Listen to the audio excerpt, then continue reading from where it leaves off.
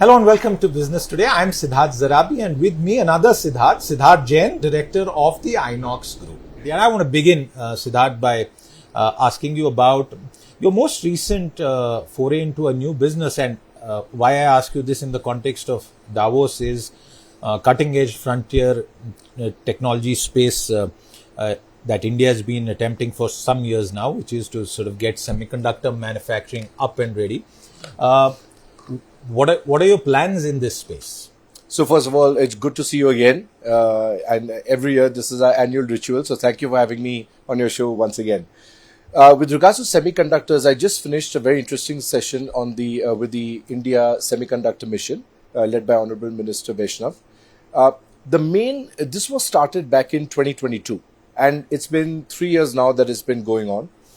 It is absolutely remarkable to see the speed at which India has incorporated semiconductors, the incentives that they're giving. The Tata Group has taken the leadership along with Micron from the US, who has come and made investments. We are very proud to say that we are partners with all of them, and we are investing heavily in creating the infrastructure for the semiconductor supply chain and ecosystem. It's very important to understand this, because if you want to manufacture semiconductors in India, it needs to come with a complete ecosystem. And with our partners, Air Products, and many other global partners that we have, we are bringing all those technologies to India. And I'm happy to let you know, we recently commissioned India's first ultra-high purity nitrous oxide plant. It's electronic grade. So we are trying to be Atmanirbhar. We want to manufacture everything locally. It is a bit of a chicken and egg situation where you want the demand to come first, but we are trying to create the supply first, so that all the the global manufacturers who want to come to India, they see that the ecosystem already exists. So we are committing huge amounts of capital. We are tying up the technology. We are tying up the talent. Most importantly, the training required to operate all these plants. It's critical that we build those resources locally as well. So I think semiconductors is going to be the future for India. And, the mood of all the investors whom I met a few hours ago was very upbeat, and they're looking forward to doing it. And the last thing I'd like to say about that, we're seeing a great amount of local demand for made in India semiconductors as well.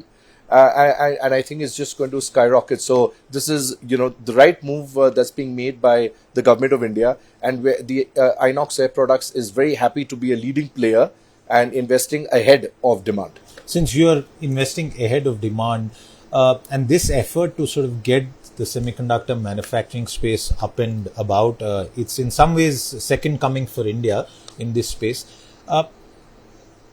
Do you think it's on track given the magnitude of the task involved? Because some people say we've been a little delayed from what our ambitions were. I would like to say it's ahead of track. In fact, when I see the speed of construction of the Micron facilities, as well as the speed of construction of the Tata facilities, both in Assam as well as Gujarat, I think it's ahead of track, and we might be pleasantly surprised to see them. The commitment by the Prime Minister and the Minister and Minister Vaishnav is so huge. I see it at Davos. They're completely focused on the future. And apart from energy transition, where India's playing a very large role, of course, semiconductors is certainly an area of large investment that's going to come in the future.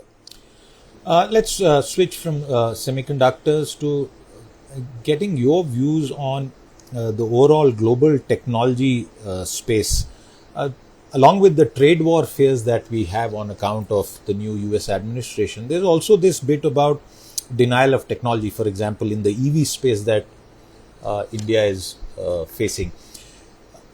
What's your own sense about the way technology transfer is likely to happen? Because you work in cutting edge areas, and you might have a sense of how this is going to play out. Is India very well placed to take advantage of the changed circumstances? So Siddharth, I think we have to see where is the need. What does India need, right? And I think where India is playing a major role is in the energy transition. Within energy transition, you have, of course, hydrogen as the end goal, but prior to that, you have LNG as well, natural gas. We are seeing India play such a massive role in converting its existing diesel infrastructure as well as LPG infrastructure and converting them into consumers of natural gas. and we are the INOX Group company is actually the largest player in India. We have our homegrown technology. We don't need anybody's technology. In fact, we make products. 50% of what we make is exported all over the world. So, in the areas of need currently in energy transition, and when you speak about hydrogen, you're looking at electrolyzers. We have locally LNT is making electrolyzers locally. We have our own renewable energy. All the solar fabs that are coming up. We are the largest supplier of gases and chemicals to the solar fabs coming up all over in India. And full credit to all these companies and to the government to promote the local manufacturing of solar industries here. So to your point of technology transfer, I think India is making all the right moves, whether it's in solar, wind, electrolyzers, to make green hydrogen, to make green ammonia, to make LNG, and to consume natural gas in all these places and convert the existing diesel and LPG consumers. We are already making tremendous strides. The government recently announced setting up of 1,000 LNG fueling stations across the Golden Quadrilateral. We are seeing all the truck manufacturers like Tata, Ashok Leyland, etc. Launch new lines of LNG fueled trucks, and the demand is tremendous. It's cheaper, it emits lesser CO2, and it's safer. So I think we're making all the right moves, and we have the in-house technologies required. Let's switch gears. So to one of your existing businesses, which is PVR INOX, you are the largest shareholder.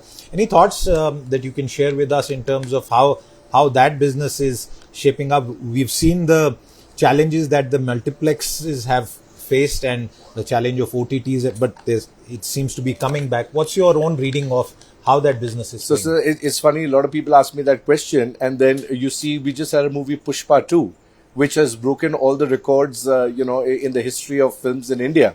It's done over 800 crores in Hindi alone. And just prior to that, we had a movie called Stree 2, which did like over 700 crores, just the Hindi box office. If you add up all the other languages, I think Pushpa crossed over 1,200 or 1,300 crores. This quarter has been great for us. And, hopefully you see it in the results soon. But on a pre-COVID level, we have seen a reduction in the admit intake, but that's been fractional, about 10% or so.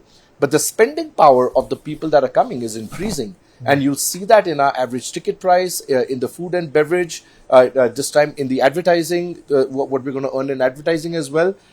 You'll be pleasantly surprised to see the results. So I think the cinema business is doing great.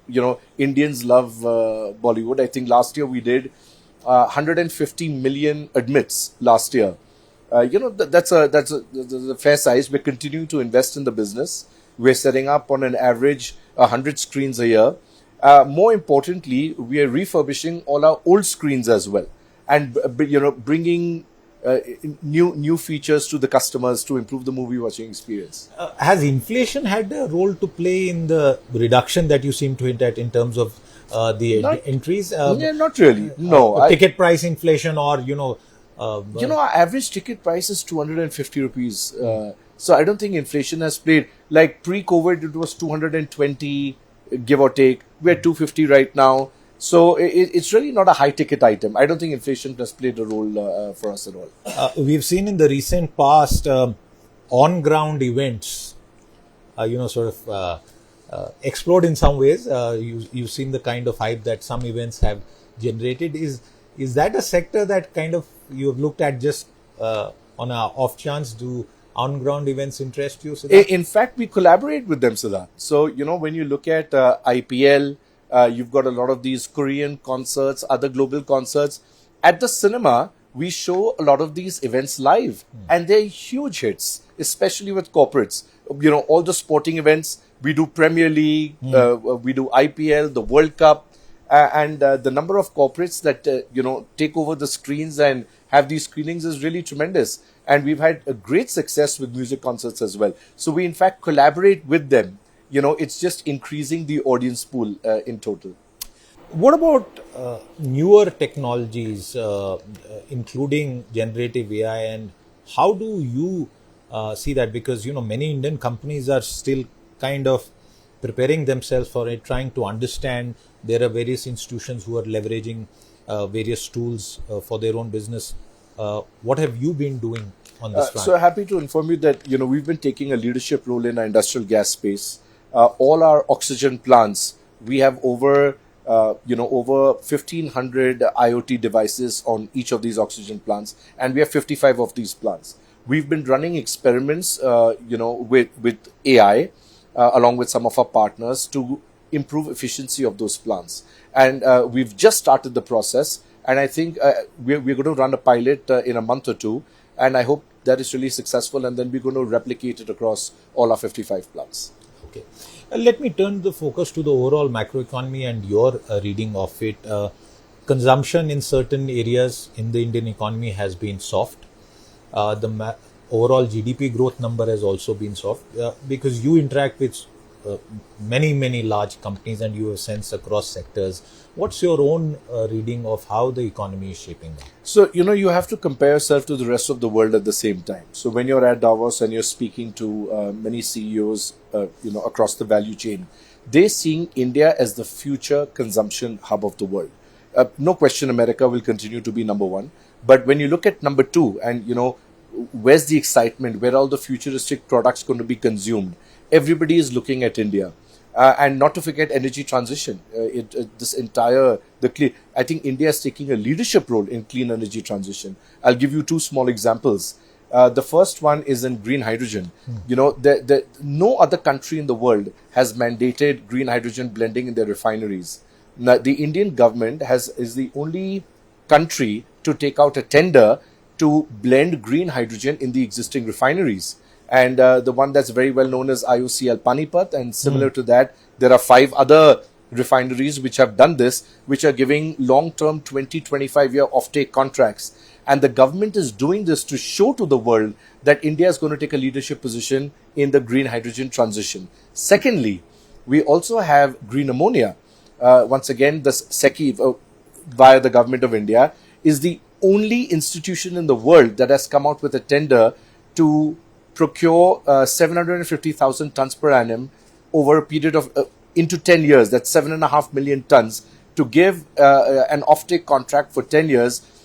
There is no other country in the world that has offered this. And the reason the Indian government is doing this is to promote investment in green ammonia in India. So I think we're making all the right moves, and I'm very excited to be participating in it.